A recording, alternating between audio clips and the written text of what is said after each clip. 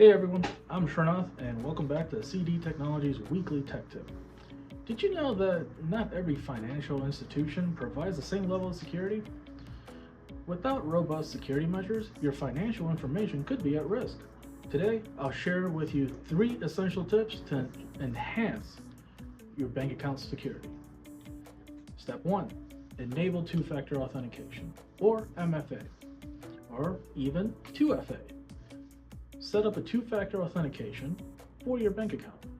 With 2FA, you'll need to verify your identity using 2 different methods, usually an email address and a phone number, before gaining access to that account. This extra layer of security significantly reduces the risk of unauthorized access to your banking details.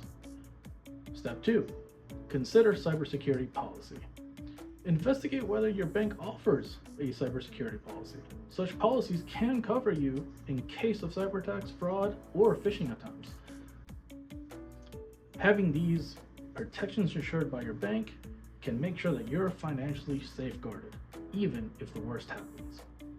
Step 3. Require confirmation for large transactions. Ask your bank to confirm any significant transactions, such as wiring funds, setting up a large check, or debts.